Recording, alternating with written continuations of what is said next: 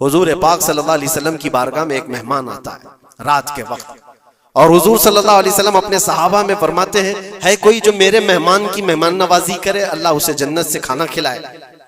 صحابہ تو ظاہر سی بات ہے ہر نیکی کو بڑھ چڑھ کر کے لیتے تھے۔ ایک صحابی تھے حضرت طلحہ رضی اللہ تعالیٰ عنہ، انہوں نے کچھ دیکھا ہی نہیں گھر میں ہے کہ نہیں ہے، فوراً کہا یا رسول اللہ اس مہمان کو میں لے جاتا ہوں۔ حضور پاک صلی اللہ علیہ وسلم سے درخواست کی اور لے کر کے گھر آ گئے۔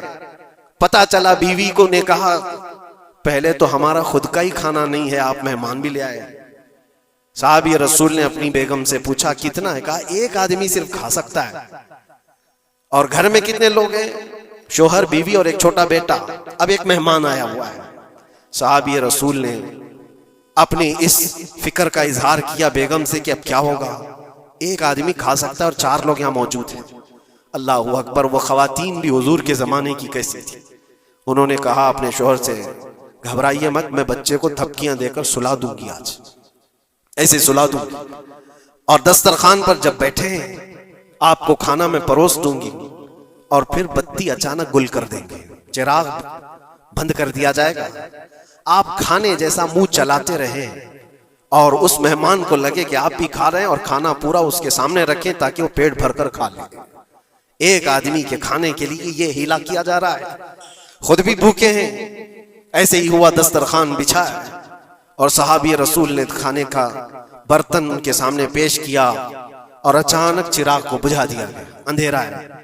انہوں نے افسوس کا اظہار کیا، کہا اتفاق ہے چراغ گل ہو گیا، آپ کھا لیجئے، ہم بھی کھا رہے ہیں۔ اور سارا کھانا اس مہمان کے سامنے رکھا۔ مہمان کو یہ لگتا رہا کہ یہ لوگ بھی کھا رہے ہیں، اور پورا کھانا وہ پیٹ بھر کر کھا لیا، شکم سیر ہو گیا۔ اور اس کے بعد برتن اٹھا دیا گیا۔ وہ صحابی رسول حضرت طلحہ بھی بھوکے سوئے، ان کی بیوی بھی بھوکی سوئی، ان کا بیٹا بھی بھوکا سویا، صرف ایک مہمان کی مہمان نوازی کے لیے، اپنی عزیز چیز، اپنی پسندیدہ چیز قربان اللہ کے نام پر۔ لیکن میرے عزیزوں، واقعہ صرف اتنا ہی نہیں ہے۔ صبح ہوتی ہے، حضور پاک صلی اللہ علیہ وسلم صحابہ سے کہتے ہیں طلحہ کہاں ہے؟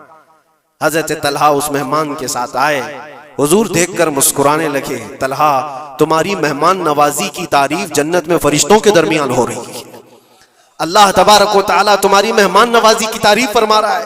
جبرائیل آئے تھے اور مجھے بتا گئے کہ آپ کے ایک صحابی نے اللہ کے نام پر اپنا سب کچھ اس مہمان کو کھلایا ہے۔ یہ ہے جس کو ایثار کہتے ہیں، اس کو کہتے ہیں یہ قربانی۔